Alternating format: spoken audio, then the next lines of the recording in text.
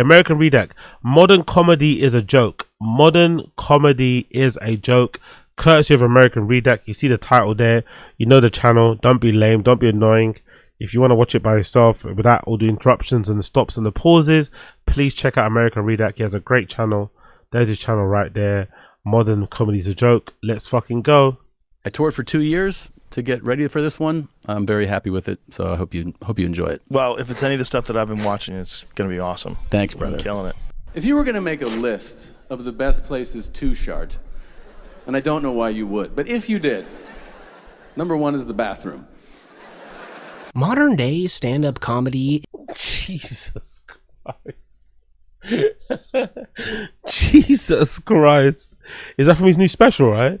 Jesus Christ, Tom Segura. That can't be a joke in your special. That can't be a joke in your special, brother. That can't be. Is shockingly bad because the most successful comedians in the world are no longer famous for their comedic skill alone. Nowadays, the biggest comedians in the world are famous mainly because of their podcasts, which spread like wildfire on TikTok, IG Reels, and YouTube Shorts in this new era of clip farming. Like there's hundreds of channels dedicated to clipping Joe Rogan's podcast alone, which have resulted in billions of views from around the globe. But that newfound fame doesn't really translate to traditional stand-up comedy, and it doesn't automatically make them experts of comedy either. In many ways, it's actually made them worse at stand-up.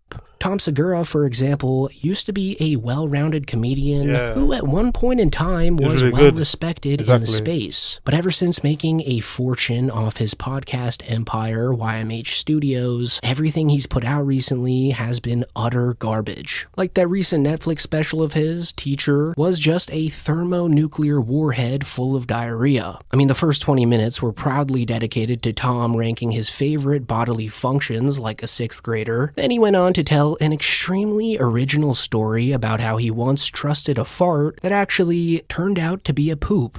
The only hilarious part about this... No way, man. No way. This is like special material. This is like 250 Assassins level material. No way. And again, stand-up comedy consistently maintains its position as the number one charlatan profession in the arts. I swear to God. Special is the fact that he spent 2 years coming up with these so-called jokes, because it was mostly just 8th grade locker room humor, similar to his hacky TV show on Netflix, Bad Thoughts. And somehow the dumbest part of it all is that he and Bert Kreischer are walking away from the very thing that made them rich, their podcast, just to burn money on this expensive, lazy slop. Oh yeah, these are the same things. These are the 2 things that they left or they quit. They put a pause on Two Bears 1K for this, isn't it, right? That was a big announcement. Oh yeah, we're doing 2 things for Netflix. So these are the 2 things. Bad Thoughts, Teacher, I'm assuming that he was filming, and Bert's Free Bert. This is what they quit their special, their pod. To be fair, that shows you how much they're being paid. Just imagine how much they're gonna get paid. Just imagine how much they were paid. In order for these guys to pause doing their podcast, they must have got a crazy bag from Netflix, a crazy bag. And this is the slop that they put out. Crazy. In order to make up for their absence, though, they recently had Chris DiStefano and Stavros Halkias sub in for them on Two Bears, One Cave, and even they had to react to how dumb it is to leave the podcast. Yeah. Remember that? That was insane. 100%, yeah. Tom is doing season 2 of his Netflix show, coming up with new ways to shit his pants. Yes. And Bert has a multicam sitcom on that. It's, I don't know what's going to happen with that. So that's just They're crazy. trying. That's true. They have found their ladders out. They're trying to climb out of podcasting with sitcoms and movies. Yes. And we're keeping the seat warm in case those both fail. So Tom Segura and Bert Kreischer have completely fallen off, as the podcastification of their lives have turned them into lazier, out-of-touch versions of their former selves. And their entire fan base has turned on them because of this. Like, Tom Segura is so rich and in his own bubble now that he's literally become just a slightly stretched version of Joe Rogan. And we can American Redac is a funny guy, man. A slightly stretched version. Big. I don't know what that sound is, but big up whoever that person is. A slightly stretched version of Joe Rogan is fucking hilarious, right? A slightly stretched version. See this in his recent JRE episode, where he spent 3 hours humble bragging about his pretentious lifestyle as if it were relatable to anyone but Joe Rogan. And I'm on top of my macros. You know what I mean? Things I've never done before. Why do you eat 4 times a day? This nutritionist just gave me this plan, and I've been just doing it. So I eat 50 grams of protein at each of those 4, Hearing middle-aged men talk about this sort of stuff is like, brother, man, you're a middle-aged man that does stand-up. It's not that deep, bro. It's not that deep. No one cares about this shit. No one truly cares about this shit. Honestly, you're a middle-aged, multi-millionaire comedian, podcaster guy. No one cares. You know what I mean? Man's training like an athlete just so he can tell fucking shit jokes on stage. Man's eating man's got nutrition like an athlete just so he can what? Walk up and down a fucking theater stage and shit and tell you about his favorite places to shit. Allow it. 4 different meals. Okay. And then there's that thing where like no one should be a billionaire. Well, okay, hang on. Do you like having a fucking iPhone? Yeah. Somebody had to make that. They're working 16 hours a day. You don't want to be Tim Cook. I'm not saying. Yeah. You know what I'm saying? As bad and as out of touch. No, what are you saying, Joe? What are you saying? Of course, the nearly billionaire, maybe you're probably a billionaire already, Joe Rogan, defending the right to be a billionaire is fucking brilliant, by the way. Who would have funked it? Who would have thought Rogan would be on the side of the billionaires, given all of his billionaire friends? Who would have thought Rogan would have way more sympathy and understanding with billionaires than the regular person? Who would have thought? As Tom's gotten, though, he's still a better comedian than his equally bald and out-of-touch friend, Joseph H. Rogan, who, to this very day, still doesn't understand when people are joking or not. And there's countless clips online of jokes soaring high over Joe's polished, oversized head, but it's really the most obvious when he has Shane Gillis on as a guest, because Shane's comedic ability is so much more sharpened than Joe. Yeah, we got young old vibes. Is this true? Mersh's girlfriend slept with Starvey. He pimping. Who's Mersh's girlfriend? I don't know. The last girl I remember Mersh having or having relations with was that girl. He was some e-girl. He was arguing with somebody with. I didn't know Mersh had a girlfriend. But by the way, being fucking Eskimo brothers with Mersh. No, thank you.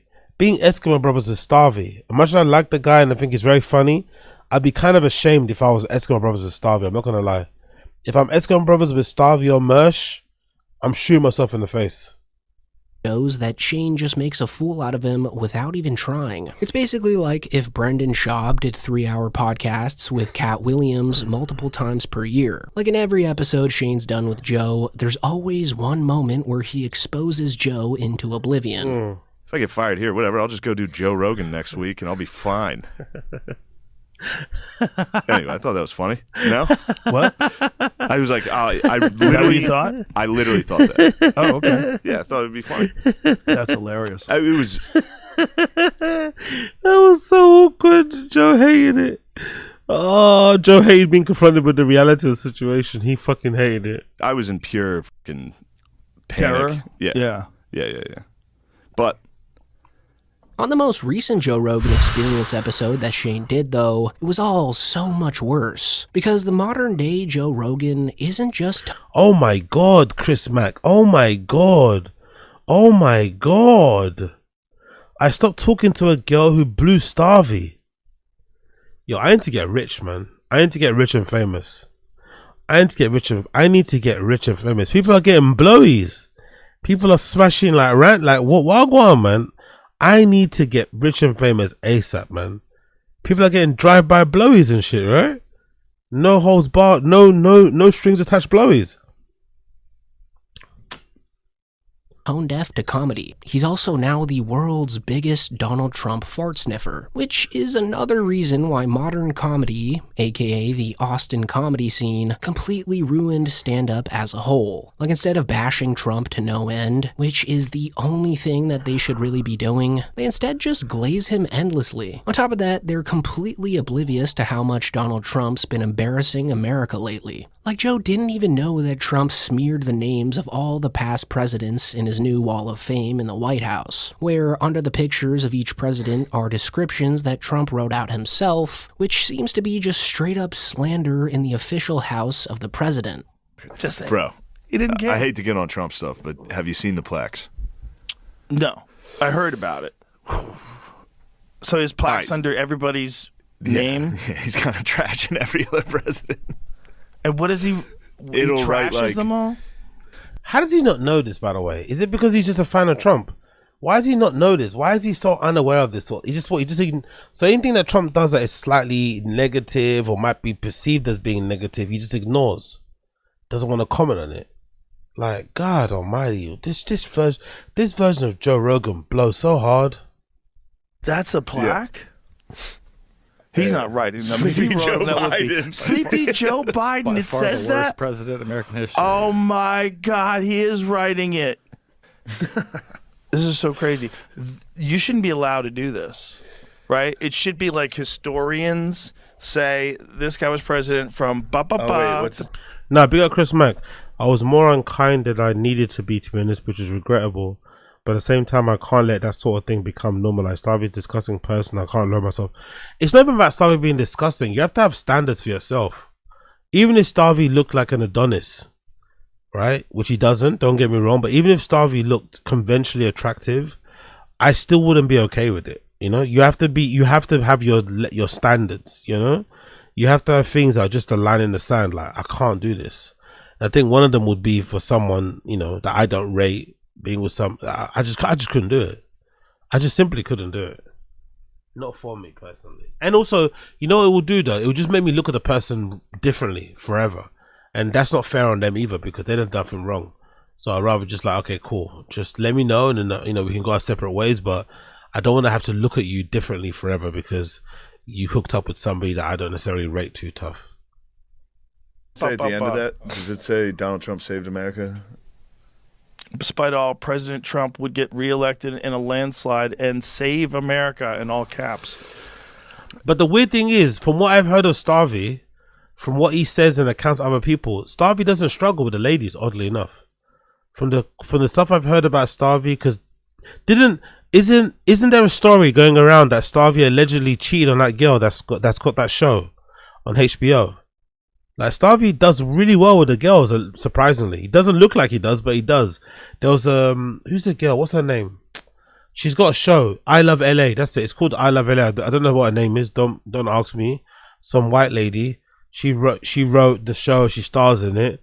But I think the story goes that Starvey was dating the lead in I Love LA, and at one point he cheated on her because he had a threesome or something. I don't know, something. And she ended up breaking up with him because he cheated on her, and everyone was shocked because obviously Starvey looks the way that he looks and she looks the way that she looks. But Starvey does pretty well somehow. Maybe it's the jokes, maybe it's the personality, but Starvey does pretty well with the ladies, or surprisingly or not.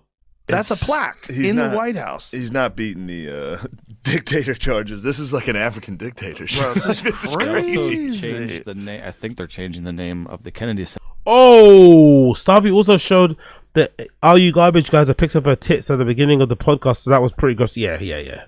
I'm not with that, bro. That's something I'm not with. When it comes to fucking what's that thing called? You have a gun? Big up NJ Ranger. Fan is a cute way to say top ball washer Oz. Fair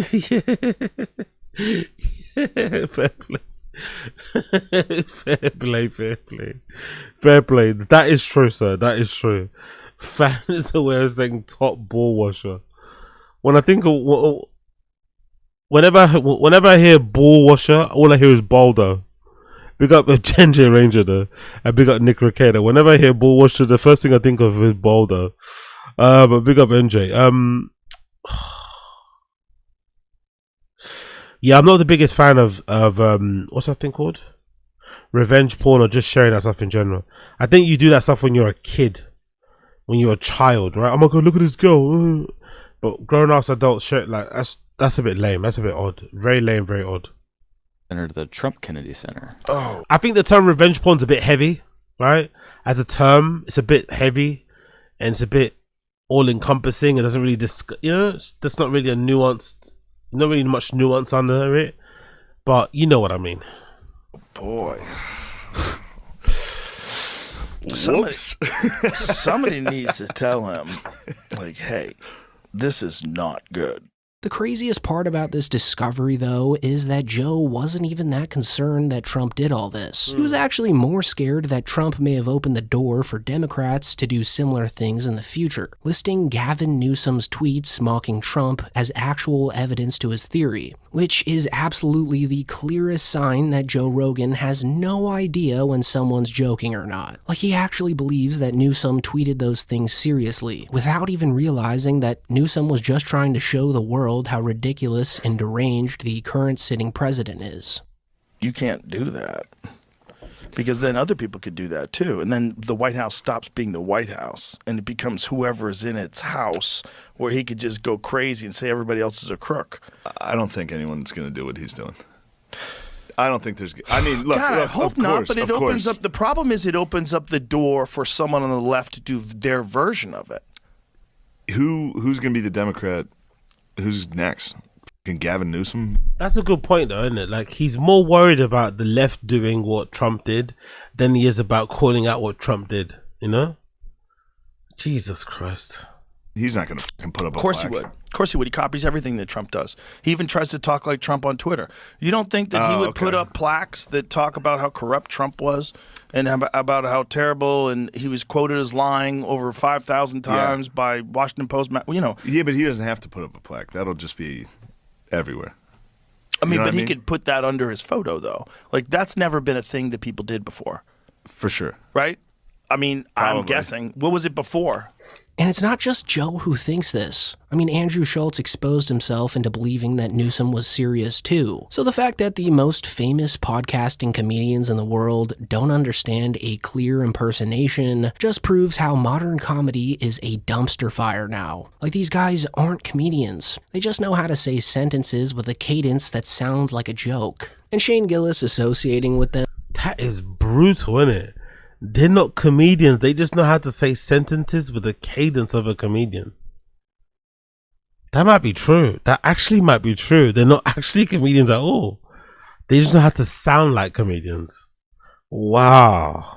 Really just looks bad for him. So I don't really blame him for showing Rogan how much Donald Trump is embarrassing himself here. And good on Shane for saying that the Democrats don't have to stoop to Trump's level when they take office, since everything they say about Trump will already be insane enough that they won't have to lie about it. Also in that clip, it felt like Shane... He could definitely fuck her if he wanted, isn't it? Looking back at this clip, he could definitely fuck her if he wanted, isn't it? I think Trump knows that too. He could definitely fuck her if he wanted. What the fuck is Erica Kirk doing, man? Be insane enough that they won't have to lie about it. Also in that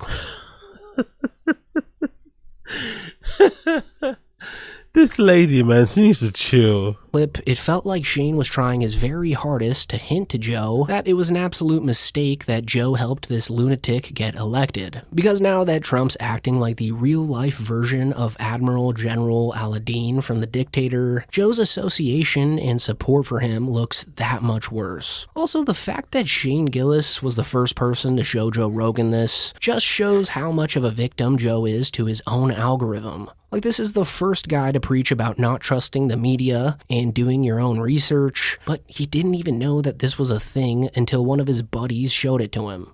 It has to be confirmed not, but it looked like on the Kennedy Center, they started putting the name Trump on it. Yeah, he added his name to it. Yeah, it's crazy. And he took out the Kennedy Rose Garden. And you're like, what? Just take it away. Now it's like a cement fucking nutty. plot. There's nothing nuttier than the plaques underneath the president's That's insane. names. That's insane. Shane and I were just reading them the other day. It's We're like, insane. How is this real? It doesn't feel real. And Well, you're it's- just like, how are you allowed to do that? That's the thing. It's I like, think- how is he allowed to write that? But by now, you may be thinking something along the lines of, I love how he only considers those. His mind doesn't go as far as saying, I voted this guy into power and look what he's doing. It's just surface level. How's he have to do that? Maybe he can do that because people like you voted for him and now he's doing whatever the fuck he wants. Maybe there should be a bit of personal responsibility, personal accountability, you know, at what you may have contributed to, or what you may have caused. How could you do that? It's like, brother, you voted for the guy. Let's be real. Of why is this video about stand-up comedy talking about politics, which is honestly a perfectly reasonable question to ask. I mean, the fact that any of these grifting podcasters are involved in politics now is just another reason why modern day stand-up comedy blows. Don't get me wrong though, comedy's always been intertwined with political subjects, but it's never been like this. I think it's giving him a cop out too. I think you can be politically engaged. I can believe you can have like a civic duty. I believe you can be socially conscious, socially aware, and still be funny. I don't think just because these guys are into fucking politics that's why their comedy has suffered. I think their comedy has suffered because they're shit comedians and they don't practice enough. They don't go on the road as much as they say they do. They don't get up as much as they say they do. You know, that's the truth of it, in my opinion. Actually used to be comics making fun of everything, including the presidents that they even supported. But now that these Roganverse hacks are interviewing politicians and mingling with them behind the scenes, they've ushered in this new wave of glazing Donald Trump and the elites. Like they just can't seriously go in on them because it might just ruin their own personal connections, which is absolutely pathetic. Of course, they're shamelessly proud of the meat riding, though. I mean, just the other day, the Hungry Wolf assassin, Tony Hinchcliffe, actually bragged about surrounding his comedy around his support for Donald Trump, which is just so embarrassing to even admit to, let alone be proud of. A political winner for me, you know, I mean, I really... Again, I'm just a big fan of this president. People can say that I kiss ass and that comedians shouldn't. There's this thing that I've been hearing where people are like, you know, comedians should be punching up, not punching down. You're supposed to make fun of the big thing. Well, if everybody is making fun of that one thing, then I think it's kind of funny to go the other way and to push it up. So I literally have in my stand-up set pro-Trump jokes, which nobody's fucking doing. Which one lands the most? I make fun of his autograph. I say he has the most obnoxiously cool autograph in the world. It looks like Lizzo's heart rate. The fact that Tony Hinchcliffe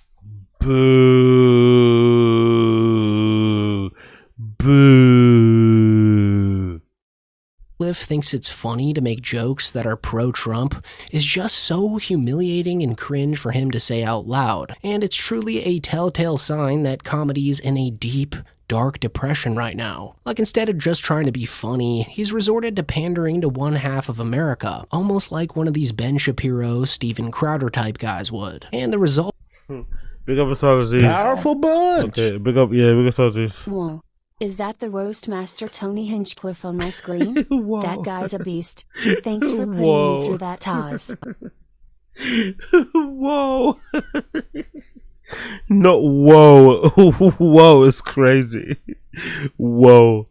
Big up Assaziz. Whoa is crazy. Let's not whoa Tony Hinchcliffe, please. Why for that? Let's pause. Let's not ever whoa Tony Hinchcliffe. The result of that is that he's now making casuals think that this is what comedy is all about. Like the host of the show that Tony appeared on a few days ago wouldn't stop brown-nosing Tony for all his success, and how he pushes boundaries at his shows, which is so unfortunate. Because you can tell that these guys probably don't consume comedy at all. Like the hosts of the show are a bunch of ultra-wealthy businessmen. Yeah, Jake, this is the All-In podcast. Jake Howe and them, man. And apparently their show revolves around conversations about business, tech, and investments. So when they went to the mothership and watched Tony Hinchcliffe bomb with all his crude, offensive shock humor, they actually thought that the audience not laughing was supposed to be intentional. Like they were convinced that this was true comedy, and not just some hacky, low-hanging fruit garbage like it should be recognized as. In comedy, and I went to your show and I was like, what the Oh my God, like, no, this was tame tonight, but like what went on your stage? And then you did a bit where you really tried to push the limits. It was a really interesting show to watch, because this was like, we were sitting next to each other and we were like, oh my God, he's really trying to see how far he could go. Yeah. And there were moments where it was like, everyone was just like, oh. Yeah. But it was so different. And you've really like given Yuck. I'm about to have nightmares about Tony. Yeah. Lobster emoji. Thank him. You're about to go, whoa. Like Assad Z says, big up, that's McGee. You're about to have a whoa dream. You're about to have a whoa dream about Tony. Enjoy. Give us a dream report tomorrow. That's McGee. Everyone permission to find the limits, to find real humor, to find, what's sort of been taken away. Without a doubt. And that's what we... Yeah, big up. Bomb Forever is interesting, but...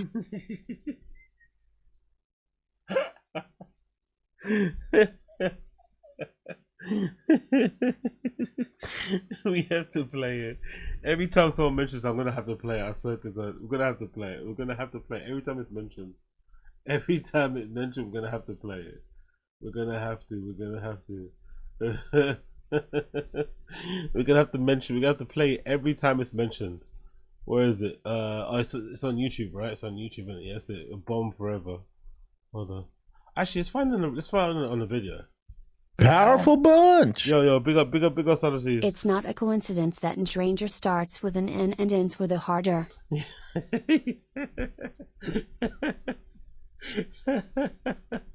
Nah, don't do my guy NJ like that. Don't do NJ like that. Don't do NJ like that. Let's go. Bombs forever. And styles, stand up. Like, how does Icon family of unique worldwide destinations explore pass options at iconpass.com? With stand up, like, how do you get into that? What do you mean? Like, what made you go and be like, all right, I'm gonna go do stand up comedy and go bomb forever? Well, bomb forever is interesting, but bomb for a little bit and then get better. There you go. Sorry about that. No, it's fine. That's a fly by the cuff question, right? That's how we do. Into that .com. With stand up, like, how do you get into that? What do you mean? Like, what made you go and be like, all right, I'm gonna go do stand up comedy and go bomb forever? Well, bomb forever is interesting, but bomb for a little bit and then get better. There you go. Sorry about that. No, it's fine. That's a fly by the cuff question, right? That's how we do it. That's why we can't have that when we go. Yeah, exactly. Brainstorm. And you suck still, but like, how do you fucking what made you? I'm gonna bomb forever. Oh, brilliant. Absolutely brilliant, man. Big up NJ. Appreciate you, man. That was a fucking legendary moment. We needed that. We needed some of that. After watching so much Tony Hinchcliffe, we needed some of that. We always did. Some comedians, when they're trying to promote their specials or whatever now from LA and New York, will say things like, oh, Austin, so that they can get hits on their clip. Yo, man's red in it. Look at his head. Look at the difference in color between his head and his hand. Fucking hell. That's a red head, isn't it? That's a bright red. That's a maybe bright red or maybe tanned head. Jesus Christ, Tony. You have to talk shit about Austin. It's been a thing the last couple years. And they go, oh, they're just edgelords and this and that, and they're just pushing limits. And it's like, we were the Comedy Store guys in the middle of the lineup. When I go to New York, I can perform at any club there. When I go to LA, I can perform at any club there. So we just live there.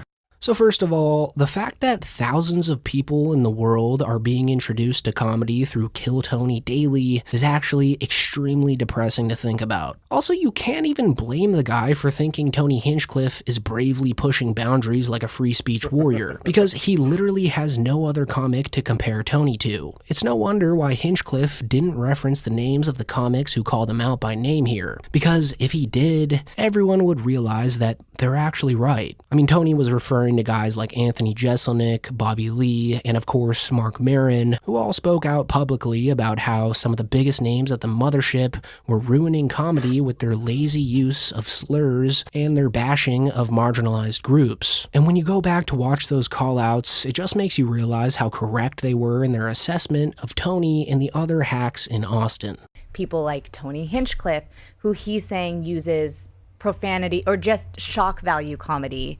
What's your thoughts on that? Well, at this point, it's lazy and sloppy and hackneyed. You know, to be in a fucking club where, you know, I'm walking down the hall at the comedy club, at the comedy store, and, you know, in one room, someone's doing their bit about trans people, and then I get down the hall and there's someone on stage going, well, I guess I got to do my bit about trans people. Like, no, you don't. You don't. It's hack now.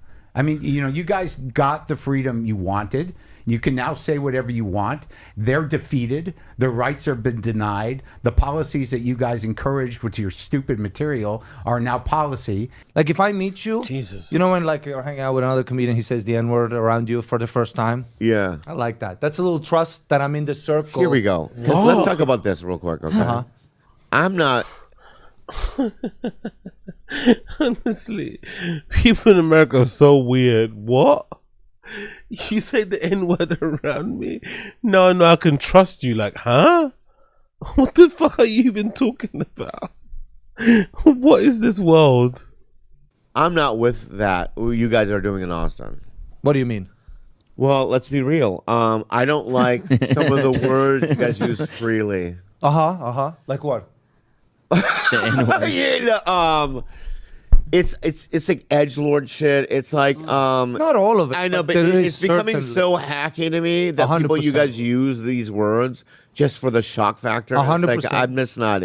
But I'll hear this. People would say, "Is there any line for you?" I would not use a racial slur. I would not use an anti-gay slur, and I will make gay jokes. I will make racial jokes, but I think once you use the slur, I think you're dead in the water. I've thrown comics under the bus for using slurs before because I just think it's got no business in stand-up comedy. So I would never do that. I wouldn't call it a line because I'd be happy to talk about these subjects, but you have to do it in a smart way.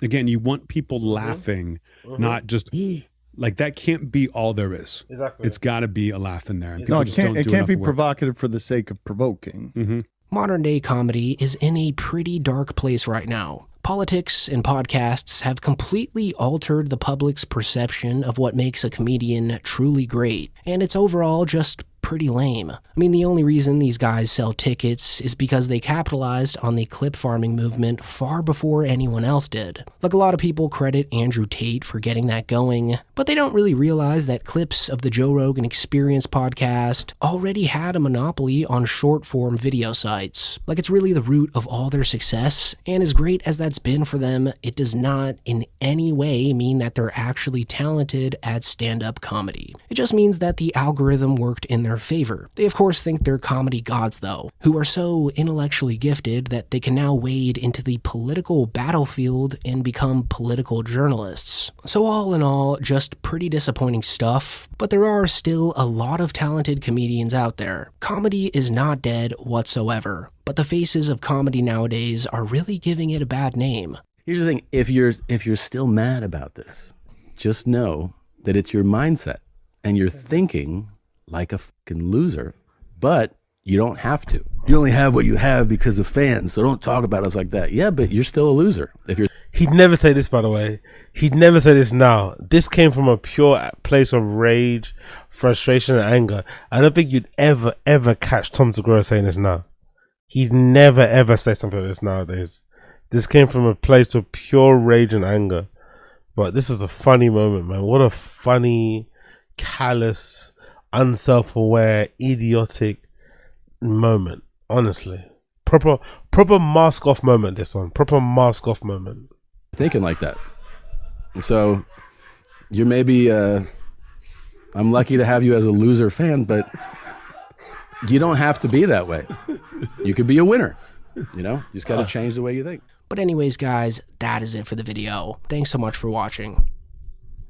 Anyways, big up American Reader, man. That was brilliant. That was fucking brilliant. Big up American Reader. He's right, man. Modern comedy is a joke. if that's what Tom Segura's special is, A list. if this is what Tom Segura's special is, modern comedy is a joke. I toured for 2 years to get ready for this one. I'm very happy with it, so I hope you enjoy it. Well, if it's any of the stuff that I've been watching, it's gonna be awesome. Thanks, brother. Toured for 2 You're years gonna doing make a this. list 2 years. of the best places to shart, and I don't know why you would, but if you did, number one is the bathroom. 2 years constructing that joke, by the way. 2 years doing live shows around the world, and that's the best he can come up with. 2 years. 2. Shocking. Absolutely shocking. American Redak is right. Modern comedy is fucking shit.